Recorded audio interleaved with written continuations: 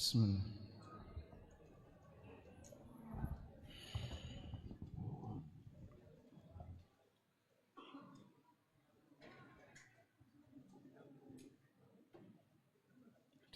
Ada juga nih. Bismillah.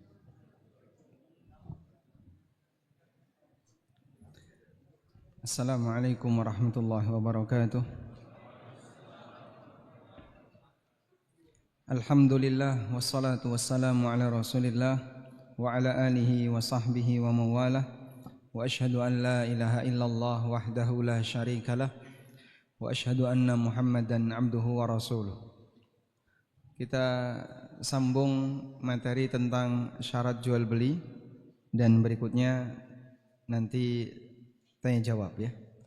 Alhamdulillah para peserta sudah mengumpulkan banyak pertanyaan melalui kertas. Nanti insyaallah mudah-mudahan bisa kita bacakan. Kita lanjut setelah kita paham tentang rukun jual beli. Kemudian kita akan bahas tentang syarat jual beli. Syarat jual beli adalah ketentuan yang harus dipenuhi agar status jual belinya bernilai sah. Ketentuan yang harus dipenuhi agar jual belinya bernilai sah. Ketika jual beli itu sah, maka konsekuensinya berlaku. Baik. Jadi ceritanya begini.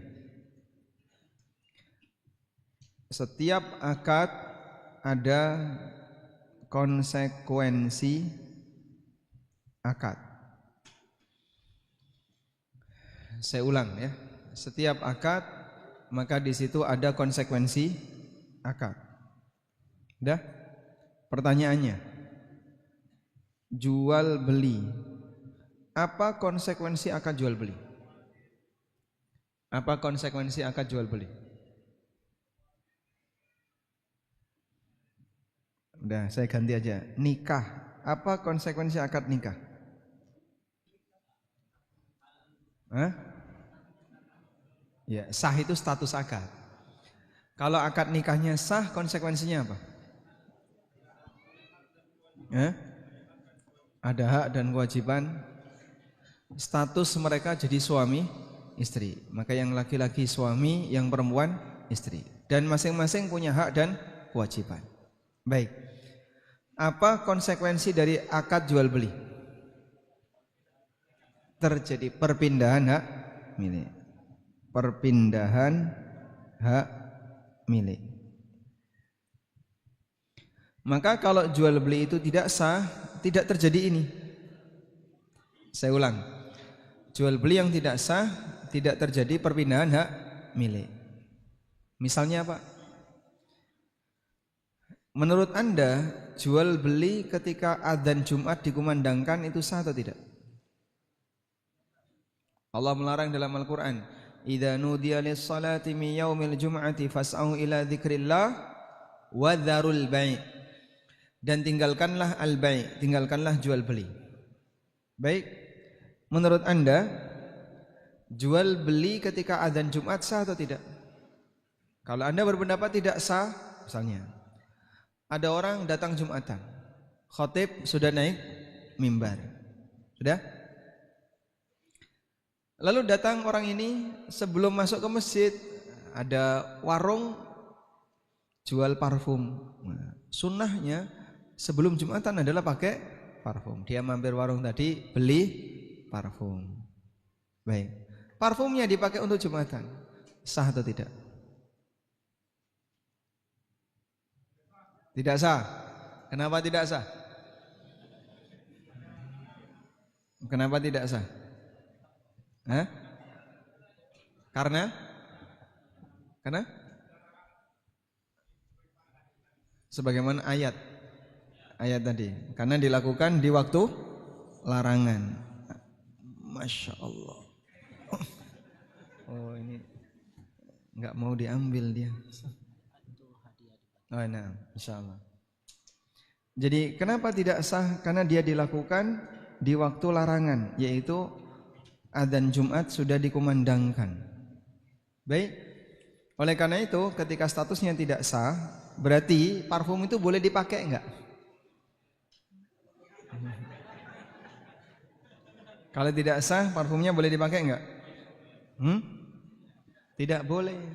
Karena tidak sah. Paham ya? Jadi saya cuma ingin menjelaskan, sebuah transaksi yang tidak sah maka tidak terjadi perpindahan hak milik. Sebagai konsekuensinya, walaupun sudah akad, wajib dikembalikan. Karena tadi tidak sah. Paham insyaallah? Baik. Kita lanjutkan. Sebagaimana ketika akad nikah tidak sah, berarti gimana? Mereka bukan suami istri. Contoh, A laki-laki, B perempuan. Dah? Mereka menikah, walinya takmir masjid.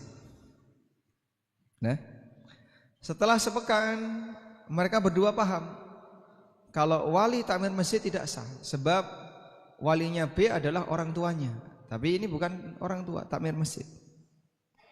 Dah? Pertanyaannya, apakah A harus menceraikan B?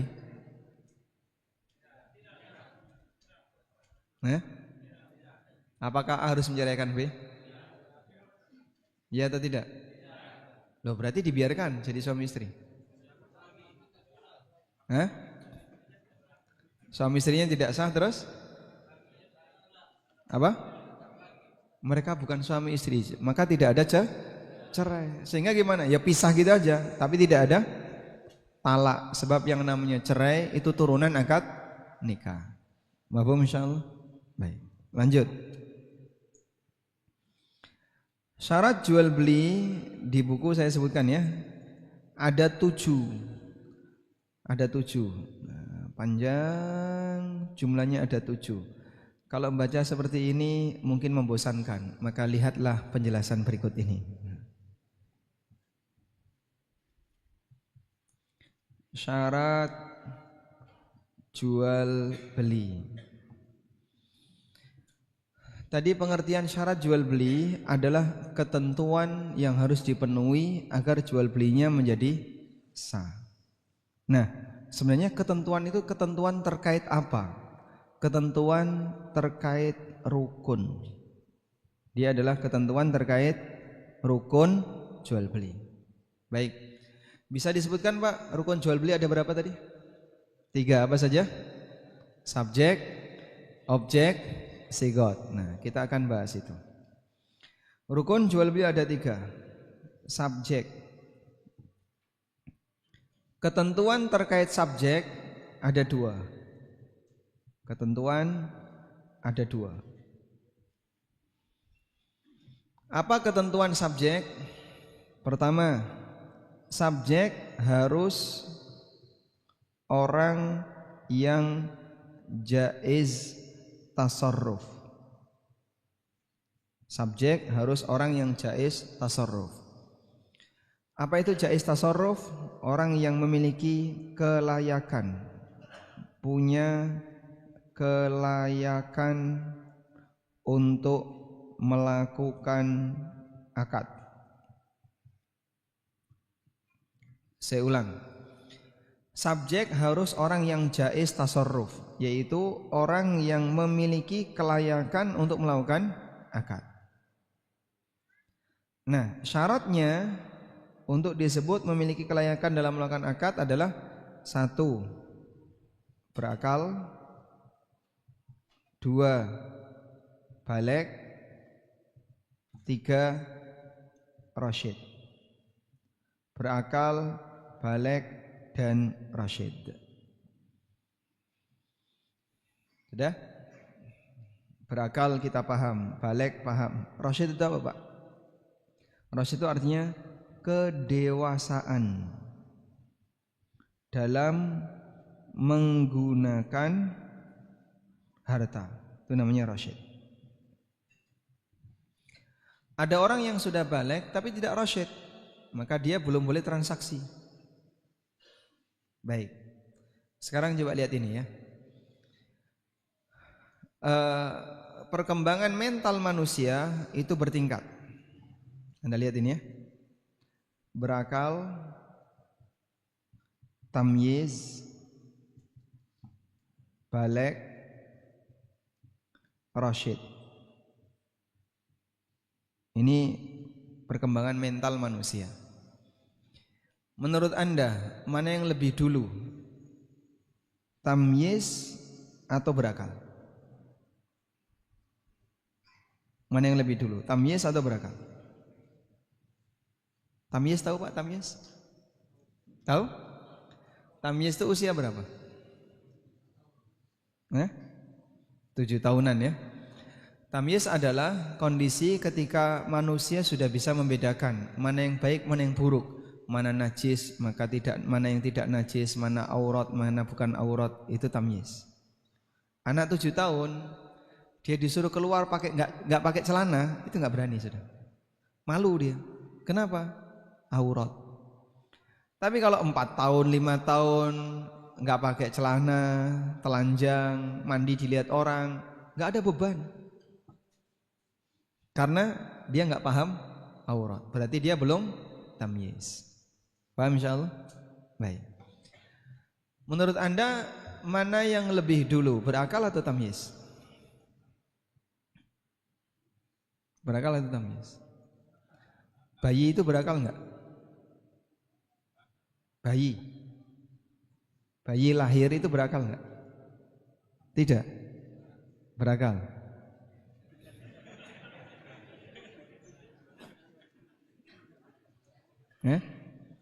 Berakal ya?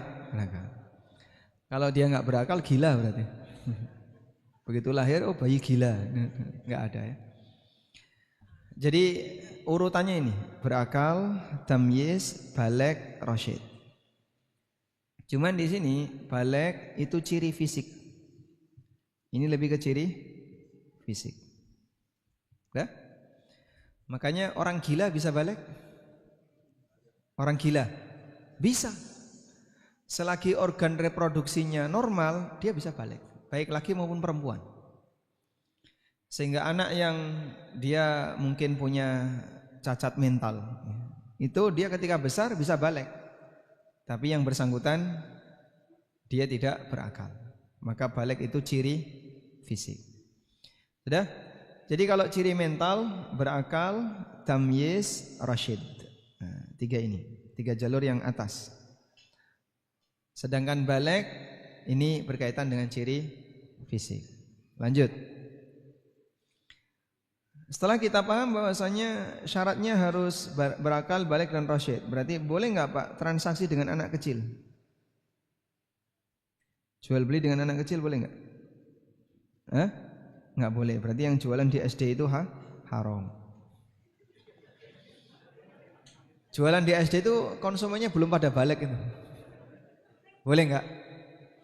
Boleh dengan syarat nilainya kecil. Kalau nilainya kecil bebas. Sehingga kalau cuma jajan 5.000, uang saku anak SD di Gorontalo berapa? 5.000. Nah, di Jogja 2.000. Masya Allah ya. Mau pindah Jogja? Baik, jadi ketika anak SD bawa uang saku 5.000 habis, orang tuanya nyari enggak? Tidak. Orang tuanya akan melepas. Karena dia tahu ini dipakai jajan.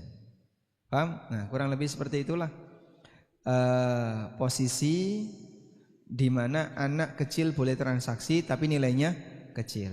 Tapi kalau nilainya besar, walaupun sudah baligh tapi belum rasyid, tidak boleh. Misalnya akhwat baligh umur 10 tahun. 10 tahun berarti usia berapa itu? Kelas berapa? Kelas 4 SD. Kelas 4 SD sudah baligh. Jual beli tanah. Masya Allah. Boleh? Tidak boleh. Kenapa? Belum rasyid. Paham ya? Lanjut. Yang kedua, yang namanya subjek harus pemilik. Subjek harus pemilik. Sudah? Atau wakilnya. atau wakil pemilik. Karena orang tidak boleh mentransaksikan barang yang bukan miliknya. Sekarang kita lihat ini. Ada penjual, ada pembeli, ada broker. Tahu broker? Makelar ya. Di sini makelar atau broker? Makelar, saya ganti aja, makelar. Apa namanya?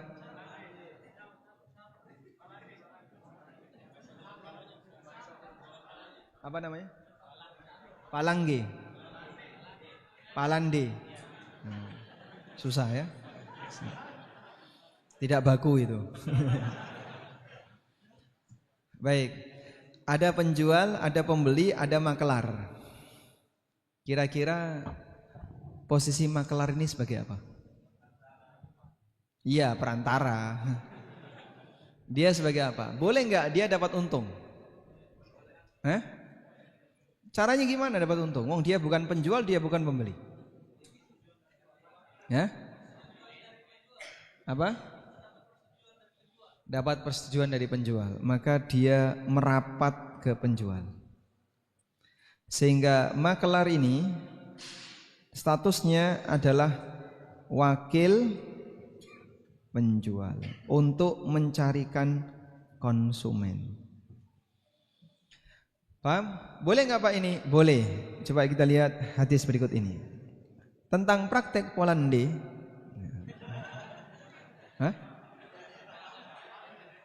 Apa namanya? Balande. Praktek balande ada di Sahih Bukhari.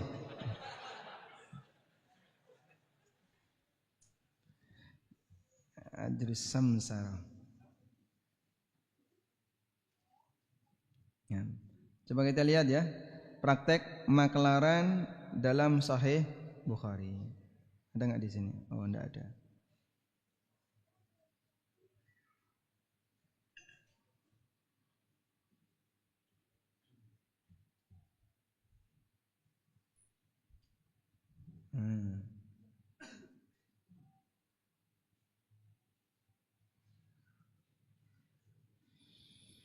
Kita lihat. Qala al-Imam al-Bukhari rahimahullah fi sahihi. Imam Bukhari mengatakan dalam sahihnya, walam yara Ibnu Sirin wa Atha wa Ibrahim wal Hasan bi ajri simsar ba'san. Menurut Ibnu Sirin, Atha bin Abi Rabah, Ibrahim An-Nakhai, Hasan Al-Basri, upah makelar hukumnya boleh. Wa qala Ibnu Abbas radhiyallahu anhuma la ba'sa ay yaqul. Ibnu Abbas mengatakan, boleh saja orang mengatakan bi hadzal thauba, tolong jualkan barang ini, fama zada ala kada wa kada fawwalaka, kalau lebih dari sekian itu punya kamu. Wa qala Ibnu Sirin, Muhammad bin Sirin mengatakan, idza qala bi'hu bikadza, kalau seorang pemilik barang mengatakan tolong jualkan dengan harga sekian, fama kana min ribhin fahuwalaka, jika ada keuntungan itu milik kamu, au baini wa bainak, atau kita bagi dua, fala ba'sa bihi, hukumnya boleh. Baik. Dari praktek makelaran atau penjelasan makelaran di Sahih Bukhari, kita bisa lihat bahwa di situ makelar ada dua. Yang pertama, diizinkan pemilik untuk menaikkan harga. Diizinkan pemilik untuk menaikkan harga. Ini seperti keterangan Ibnu Abbas. Yang kedua, harga sudah ditetapkan pemilik. Harganya sudah ditetapkan oleh pemilik. Udah? Ini seperti keterangan siapa tadi? Ibnu Sirin. Ibnu Sirin ulama tabi'in, Muhammad bin Sirin. Baik. Dua-duanya boleh dan statusnya makelar ini sebagai wakil penjual. Jika yang nyuruh penjual maka dia wakil penjual, kalau yang nyuruh pembeli maka dia wakil pembeli. Dah? Contoh, tolong jualkan mobil ini. Nah, ini mobil ya, tolong jualkan. Harga dari saya, pokoknya saya terima bersih 100. Kamu kalau mau dapat margin ya silahkan naikin sendiri. Akhirnya dijual laku 150. Nah, boleh ini? Boleh. Maka yang 100 dikembalikan kepada pemilik mobil 100 juta, yang 50.000 jadi milik makelar. Laku 100 juta 50.000. Nah, boleh ya? Nah, alhamdulillah. Paham insyaallah? Nah. Selanjutnya, ini syarat terkait subjek. Kita beralih ke syarat terkait objek. Syarat terkait objek. Syarat terkait objek ada 7. Ada 4. Total syarat ada 7. Syarat terkait subjek 2, terkait objek ada 4. 1. Objek harus halal manfaat. Objek jual beli harus halal manfaat. Sudah? Maksudnya halal manfaat gimana Pak? Ya dia boleh dimanfaatkan. Meskipun ya ada sebagian objek yang halal dimanfaatkan tapi tidak boleh diperjualbelikan. Nah, kaitannya dengan ini ya. Anda bisa lihat 3 variabel berikut ini.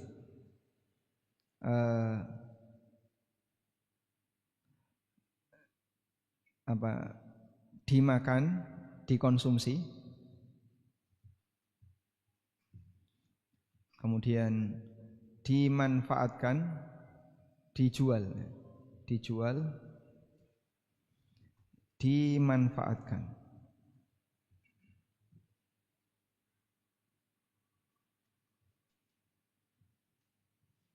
Nah,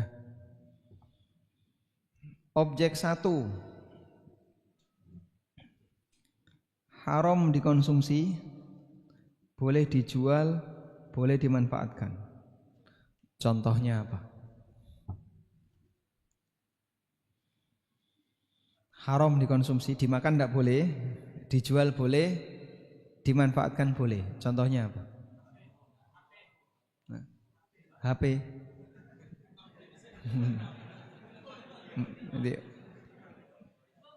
Dijual boleh, dimanfaatkan boleh, tapi haram dikonsumsi. Contohnya apa? Parfum, bensin, solar.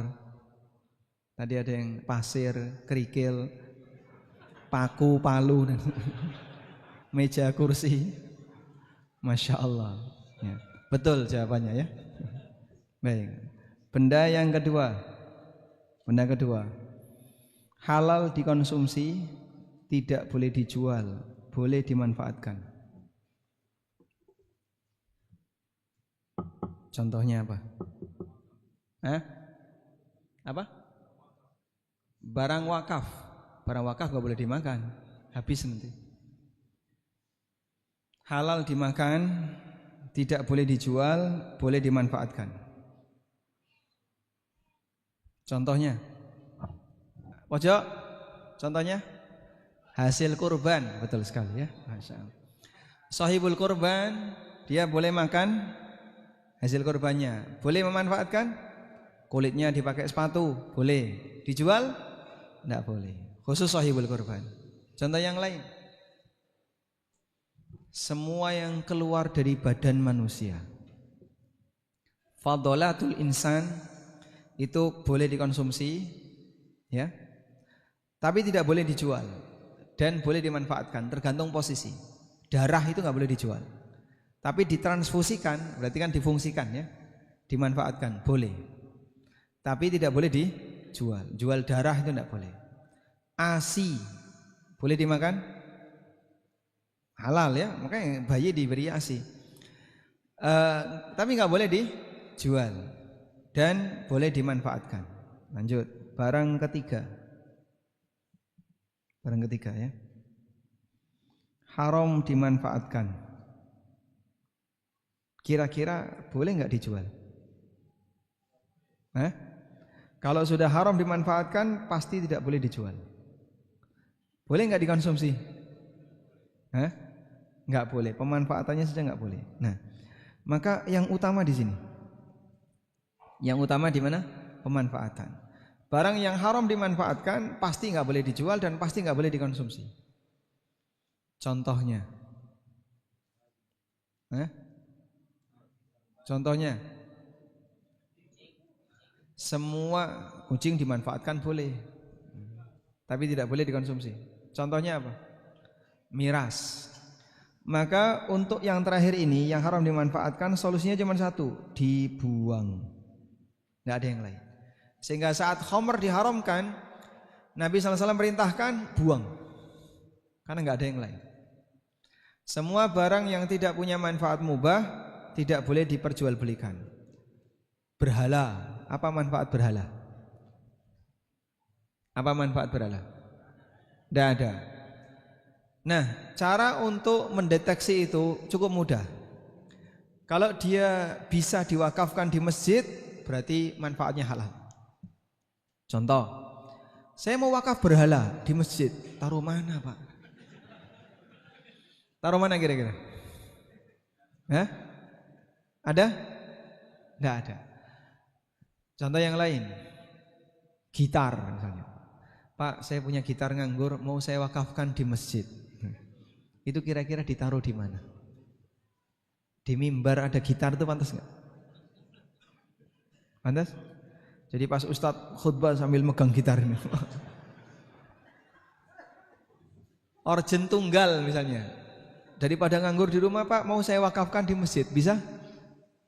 Tidak bisa. Itulah bukti bahasanya benda seperti ini statusnya tidak bisa dimanfaatkan. Maka tempat yang mulia kaum muslimin menolaknya. Benda apapun boleh masuk ke dalam masjid yang halal. Tapi begitu benda itu, benda yang tidak punya manfaat yang mubah, masuk masjid nggak bisa. Nyun sewu, mohon maaf ya, rokok misalnya. Rokok masuk masjid, sampai pun yang hobi ngerokok nggak berani ngerokok di masjid. Saya ketemu masjid yang penuh dengan asbak, tapi di luar, di teras, di dalam tuh kosong, nggak ada. Dan mereka paham ngerokok di masjid nggak boleh. Walaupun para jamaahnya suka ngerokok, karena semua paham rokok itu tidak layak dilakukan di tempat yang suci, namun mungkin cocok di toilet. Ya, satu-satunya makanan yang dikonsumsi di toilet apa?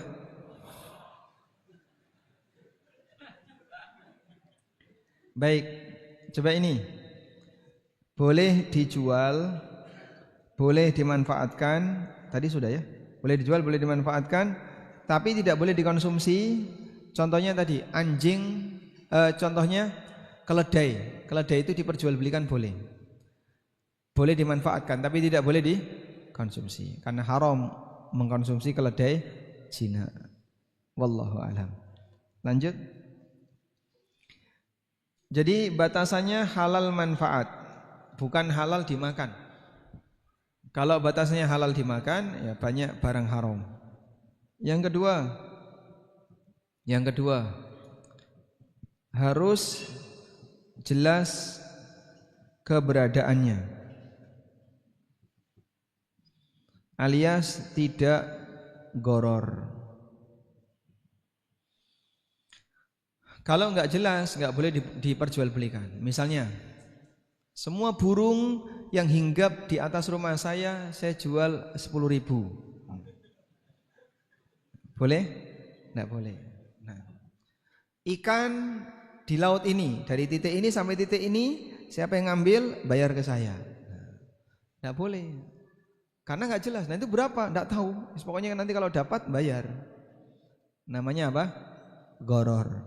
Gharar itu jual beli yang tidak jelas keberadaan objeknya. Ya. Sehingga objek akad yang sifatnya masih peluang, ini dilarang. Objek akad yang sifatnya masih peluang dilarang untuk ditransaksikan, apapun itu, karena peluang tidak boleh diperjualbelikan. Makanya dilarang jual beli janin. Kenapa? Peluang. Dilarang jual beli buah yang belum layak panen, masih kecil-kecil dijual, itu tidak boleh, karena sifatnya masih peluang. Ada praktek kayak gitu Pak di sini Pak? Praktek jualan buah yang masih kecil-kecil ada? Di Gorontalo ada. Satu pohon mangga, ada bakal buah mangga banyak. Terus datang tengkulak, Pak ini aja tak beli 2 juta ya, 2 juta. Bayar di depan 2 juta. Diambil kapan? Ya nanti kalau sudah waktunya panen. Tunggu 4 bulan lagi. Praktek ini gharar. Karena nggak jelas apakah nanti bisa utuh atau rontok. Yang ketiga, harus jelas kriteria. Kalau tidak, jadinya jual beli jahalah. Contohnya jual beli kucing dalam karung. Dalam karung ini kucing. Kucing apa? Ya pokoknya kucing. Buktikan ya, dicubit kucing. Nah, begitu cubit bunyi kucing. Baik. Ini tidak boleh karena nggak jelas kriteria. Jadi orang jualan pakai katalog itu boleh nggak? Pakai katalog. Tahu katalog kan? Ya. Saya punya katalog ini, barangnya ini barang. Tapi tidak ada penjelasan spesifikasinya kayak apa, enggak tahu. Itu namanya jual beli jahalah. Paham insyaallah? Nah, yang keempat. Harga harus jelas. Kalau harganya tidak jelas, enggak boleh. Misalnya harga seikhlasnya. Nah, dibayar 1.000 ngomel, sakit hati. Berarti kan dia belum ikhlas. Sehingga seikhlasnya itu ada 2 ya. Kalau harga seikhlasnya gimana Pak? Harga seikhlasnya. Harga seikhlasnya ada 2. Untuk tujuan sosial, ini boleh. Yang kedua untuk komersil. Nah, ini dilarang. Nah, contohnya tadi untuk komersil itu dia seikhlasnya tapi berharap banyak. Itu komersil, dilarang. Karena jadinya harganya tidak jelas. Contoh yang lain. Termasuk di antara kejelasan harga adalah tidak boleh ada 2 harga. Misalnya harga tunai, harga kredit 1 tahun, harga 2 tahun, harga 3 tahun. Ini harga tunai 100, 1 tahun 150, 2 tahun 200, 3 tahun 250, tambah 1 tahun tambah 50. Ini boleh atau tidak? Boleh atau tidak? Iya, ini cicil. 1 tahun kan berarti dicicil selama setahun. Jadi ada tabel seperti ini. Kamu kalau mau beli ini tunai 100, harga 1 tahun 150, 2 tahun 200, 3 tahun 250. Boleh atau tidak? Boleh. Kenapa boleh?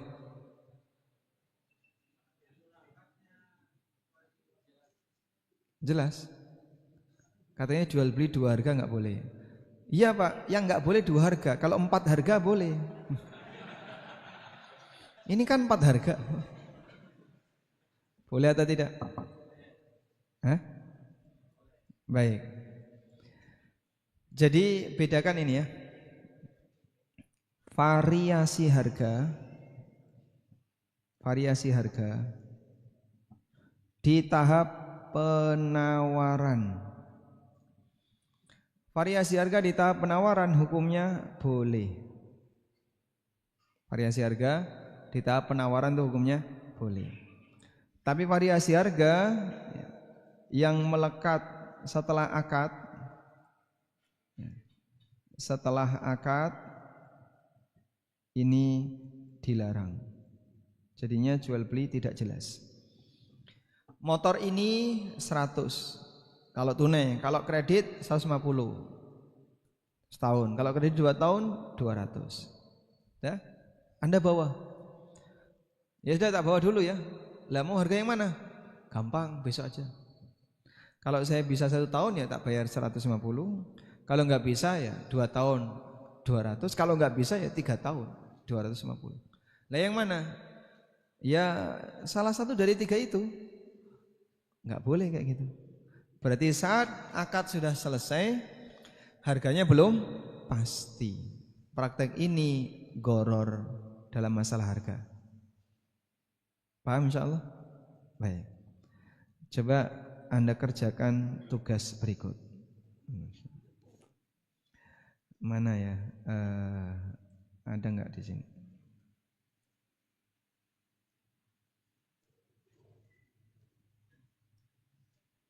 Nah, kelihatan?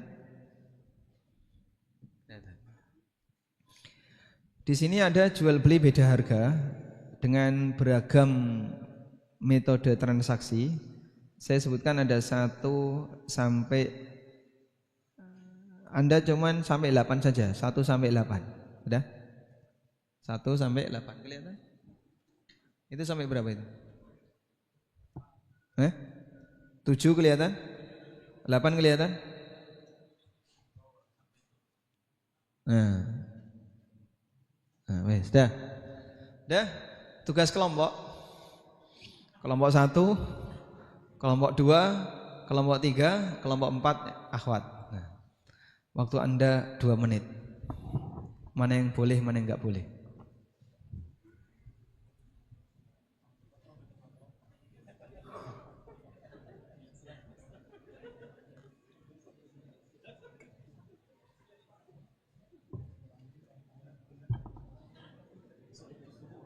Sebentar, nomor 1 enggak kelihatan malah. Nah, 1 dulu. Nah, udah.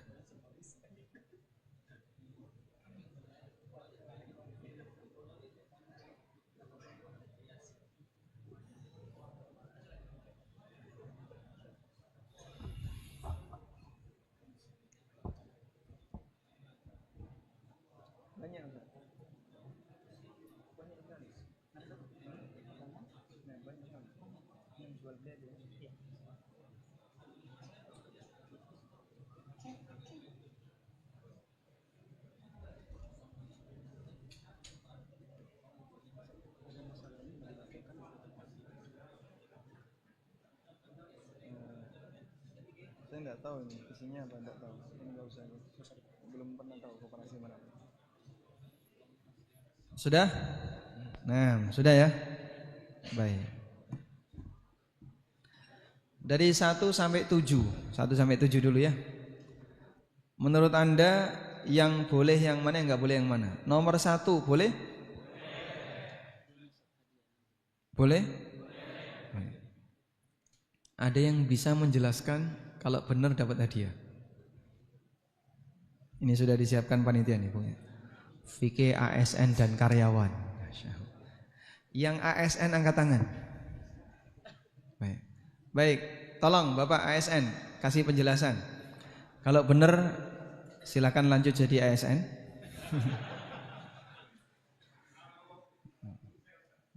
Silakan.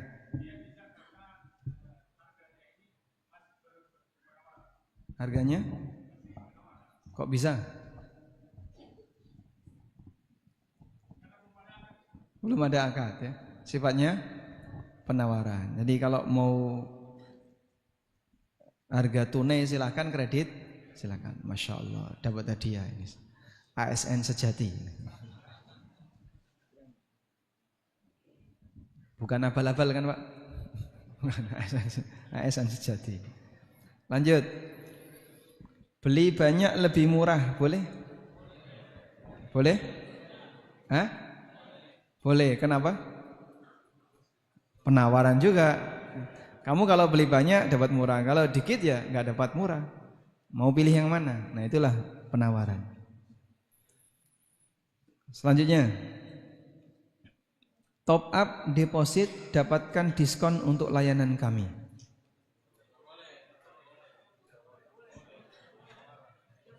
Tidak boleh. Tidak boleh? Kenapa tidak boleh? Riba. Ribanya di mana?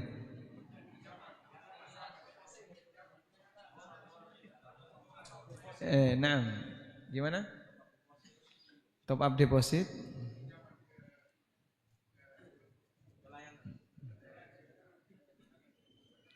Karena ketika top up itu sama dengan memberi utang. Maka saat yang top up dapat diskon, jadinya dapat manfaat dari utang. Baik. Kan nggak ada yang jawab tuh ini. Saya yang jawab saya. Nggak jadi dapat hadiah. Lanjut. Jadi member diskon 30%. Boleh? Kenapa? Ya. Kenapa harus syaratnya gratis?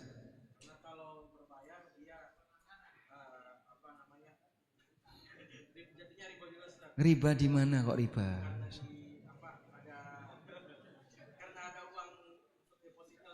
Enggak deposit tuh, jadi member kan enggak deposit. Kalau deposit kan diambil lagi. Bayar jadi member, dapat kartu member. Nanti kalau belanja diskon 30%. Boleh atau tidak?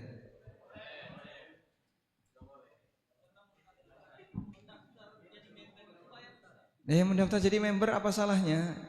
Member pondok pesantren kan bayar. Ada putra Anda yang sekolah di sini? Ada? Jadi member sekolah kan? Bayar enggak itu? Harusnya gratis. Semua serba sensitif dengan kata bayar ini. Sudah? Boleh atau tidak ini? Boleh? Tidak boleh. Kenapa kok tidak boleh? Kalau gratis boleh, kalau berbayar tidak boleh. Karena bayar member goror. Insyaallah. Gorornya di mana? Dia bayar sesuatu tapi nggak jelas dapat apa. Kan dapat kartu diskon. Kartu diskon itu bukan diskon. Kalau kamu belanja baru dapat diskon. Tapi kalau nggak belanja nggak dapat apa-apa. Misalnya dia bayar jadi member, dapat member ya. Setelah itu pindah kota. Dah, tokonya tutup. Maka selamanya dia nggak dapat diskon. Baik. Walhamdulillah. Cukup ya? Kita sedang masuk waktu zuhur. Sudah? Kita genapkan sampai jam 12. Ada waktu kurang lebih 7 menit untuk membacakan pertanyaan. Ada satu lagi sebenarnya ya. Syarat yang ke-7. Ini kan baru 6. Yang ke-7, syarat terkait sigot. Syarat terkait sigot itu ada 1, yaitu saling ridho. Nah, transaksi saling ridho ini disyaratkan dalam Al-Quran. Maka tolong Anda pahami, ridho, saling ridho itu bukan satu-satunya syarat, tapi salah satu syarat. Makanya kalau ada orang yang mengatakan yang penting saling ridho, yang lain juga penting. Riba walaupun saling ridho tetap haram. Jangan bilang yang penting saling ridho, sebab syarat yang lain juga penting. Wallahu a'lam. Baik, sekarang kita akan membaca beberapa pertanyaan. Tafadhol. Bismillah, Ustaz. Ada sekian banyak pertanyaan yang masuk. Kita baca pertanyaan-pertanyaan yang berkaitan dengan materi. Bismillah, Ustaz, saya mempunyai 2 pertanyaan. Pertama, apa hukumnya menjual produk orang lain melalui TikTok? Kemudian kita mendapatkan komisi dari hasil penjualan tersebut. Baik. Apa menjual produk orang lain? Boleh asal dapat izin dari pemilik. Sehingga Anda boleh jualan produk orang lain asal Anda dapat izin dari pemilik produk. Alhamdulillah. Sehingga tinggal minta izin, mau dijual di TikTok, di Shopee, di marketplace yang lain, atau di IG, atau apapun itu silakan. Itu hanya sarana ya. Wallahu a'lam. Yang kedua, Ustadz, saya memiliki usaha wifi. Apakah saya mendapatkan dosa apabila pelanggan saya membuka atau mengakses hal-hal yang tidak baik dengan wifi tersebut? Mohon penjelasannya Ustadz, syukron. Lihat dominannya. Kalau dominannya mubah, tidak masalah. Sehingga pelanggaran itu sifatnya pribadi. Anda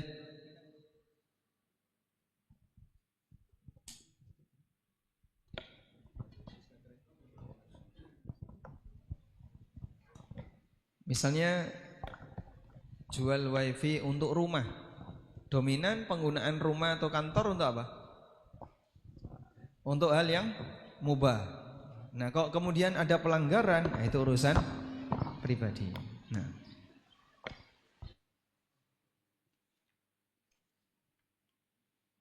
Assalamualaikum warahmatullahi wabarakatuh. Waalaikumsalam warahmatullahi wabarakatuh.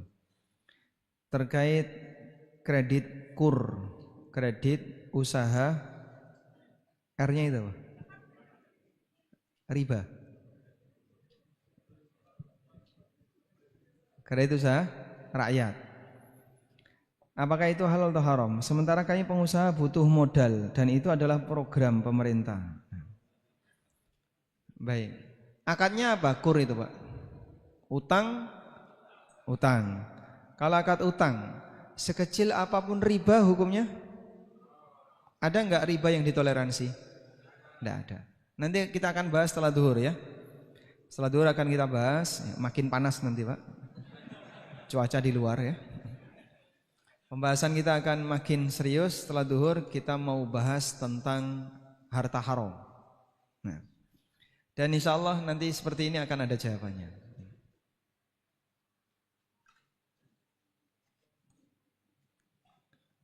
Kita menemukan anting emas di jalan dengan kondisi rusak, penuh lumpur. Kemudian anting itu dijual dan ada hasil 600.000. Bagaimana hukumnya? Apakah itu haram? Nah. Coba lihat ini ya. Lihat ini. Nemu, tahu nemu kan?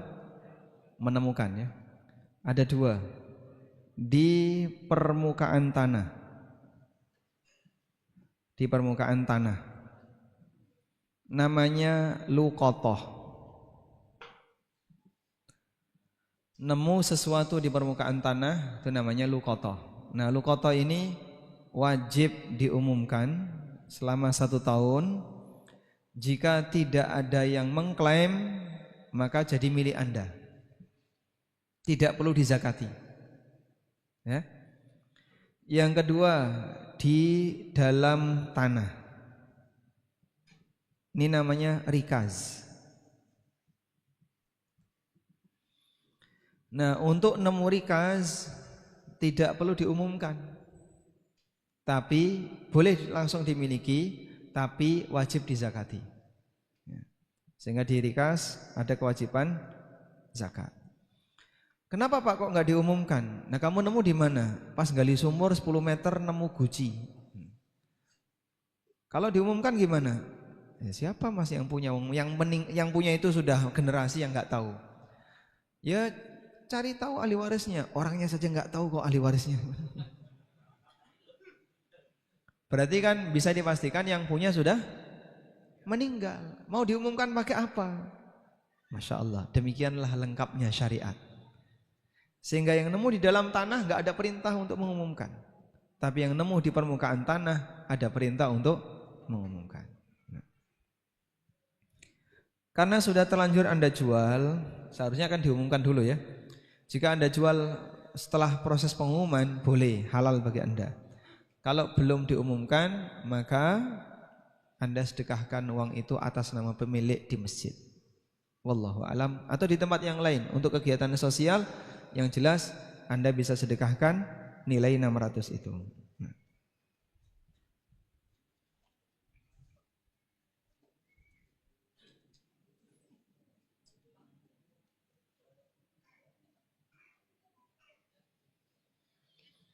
Assalamualaikum warahmatullahi wabarakatuh.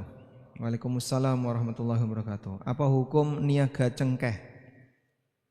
Kami punya pohon cengkeh yang hasilnya 99% untuk dijual ke pabrik rokok. 1% cengkeh untuk produk olahan makanan. Ada keraguan dalam hati kami terhadap hasil dari keuntungan jual beli hasil cengkeh ini. Mohon arahannya. Masya Allah. Ini mau jawaban lembut apa jawaban?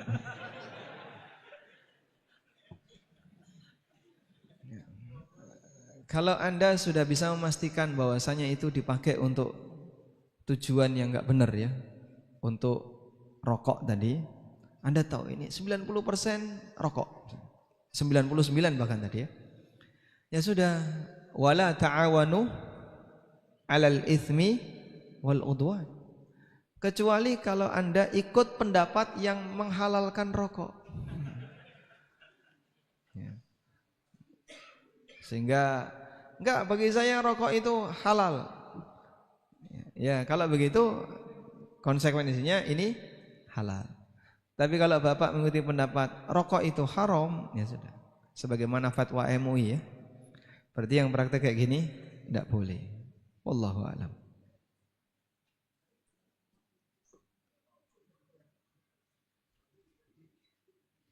Jam 12:04. Ini panjang sekali Ustaz, cari yang lain.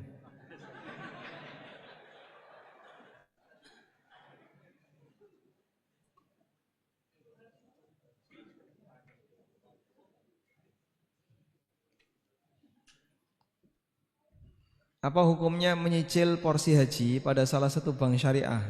Jumlah pelunasan melebihi dari harga porsi. Porsi 25 juta, jika dicicil jadi 30 juta. Nah, jawabannya setelah sholat aja ya. Hah?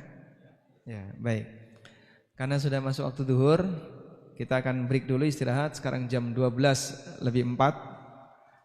Insyaallah nanti kita masuk kembali jam berapa Ustaz? Sholat, makan, mandi. Mandi ya? Jam 1. Jam 1 juga bisa? Enggak kelamaan. Jam 1 aja ya. Nah, jam 1 cukup? Jadi jam 12 sampai jam 1 ya. Nah, silakan Anda manfaatkan untuk istirahat, sholat, makan. Bila perlu Anda tidur siang di masjid ini biar nanti tidak ngantuk. Wassallallahu ala nabiyyina Muhammadin wa ala alihi wa sahbihi wasallam. Wa akhiru da'wana anil hamdulillahi rabbil alamin. Wassalamualaikum warahmatullahi